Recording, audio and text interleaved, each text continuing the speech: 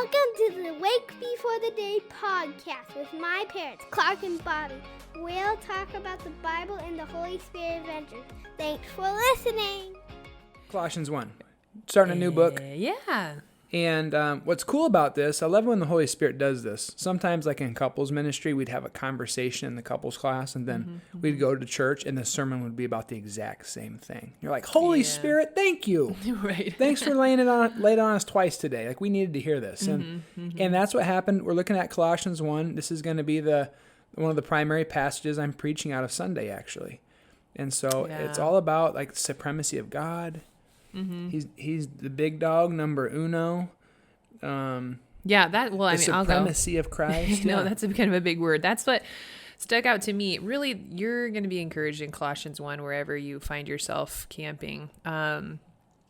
There's a really beautiful prayer too, starting in verse 9, I think, or verse 10. But what stuck out to me today started actually in verse 15, and it goes all the way down to verse 22. And it talks about kind of the supremacy, the identity of the Son of God. And this section of verses has long been important to me, just because of what it says about who Jesus is.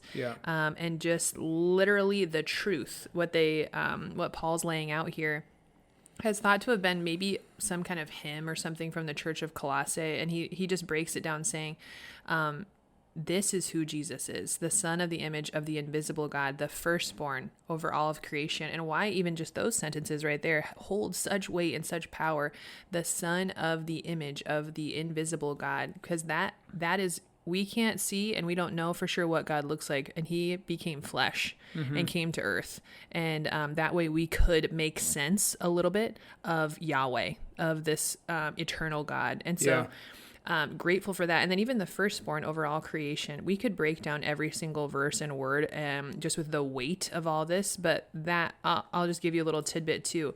Why that's so important isn't because Jesus was the firstborn on the earth, but because he is literally the heir. He represents the heir, and how we now... Air as in H-E-I-R, not Air Jordan, A-I-R. Good distinction. Yeah.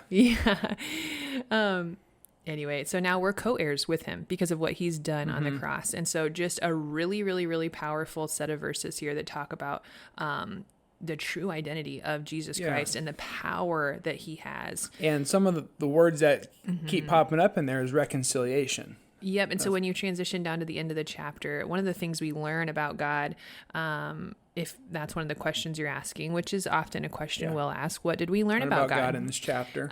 Is that he wants to be with us. He did this so we could be reconciled to him. Yeah. So real quick, reconciled, Bob, that's a word that's thrown out oftentimes. I feel like when there's a broken relationship, when there's forgiveness that needs to be had, what's the difference between like forgiveness and reconciliation? This is a good question. Thank you for asking, Clark. You're very welcome. When we processed this a little bit, we talked about forgiveness can be one-sided. It can be one person. Yeah. And that's a gift from God, because thank goodness, sometimes people have gone into glory or passed away, and there's things we need to work through and forgive. And we can do that within our relationship with the Lord. You brought up too, maybe even someone just moving far away and how you can't really... you don't have access to them, but you can still experience, you can still forgive them or receive forgiveness from the Lord in your own heart. Same thing with like maybe something, years ago happened. So forgiveness... Great. Long and short of it is, it's possible with just one person.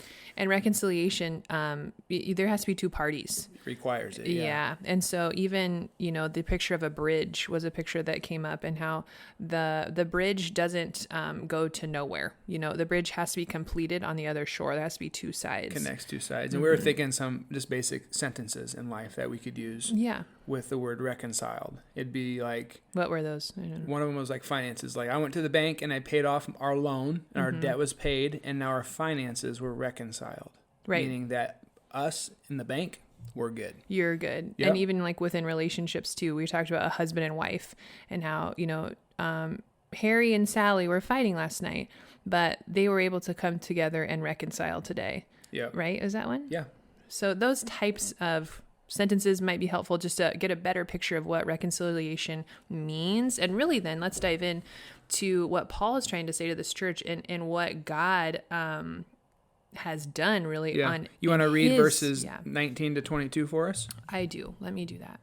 For God was pleased to have all his fullness dwell in him, and through him to reconcile to himself all things, whether things on earth or things in heaven, by making peace through his blood shed on the cross. Once you were alienated from God and were enemies in your minds because of your evil behavior. But because he has reconciled you by Christ's physical body through death to present you holy in his sight, without blemish and free from accusation, if you continue in your faith, established and firm, and do not move from the hope held out in the gospel. And I think that's important to notice the language that he uses there. That it's not, is that Cal banging on his door? Yeah, I'm being summoned. I'll go. Okay, I'm going to wake up the baby. It's important to pay attention to the language Paul uses here, because it's not saying that humanity reconciles itself to God. It's not saying that humanity earns something from God. It's really clear saying God reconciled humanity to himself. Like it's something that God did. And you think about this calling us enemies. Romans 5:10 calls us enemies, and then we're reconciled to Christ.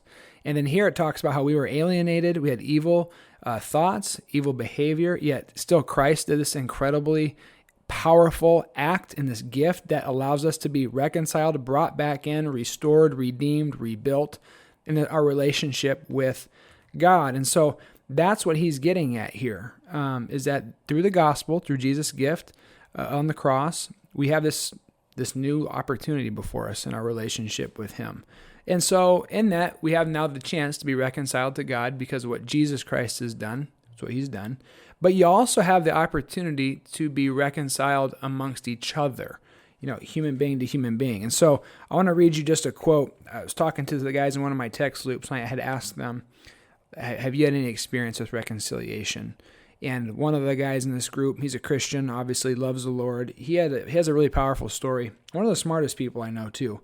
He said, a form of reconciliation that I remember was when I was in high school.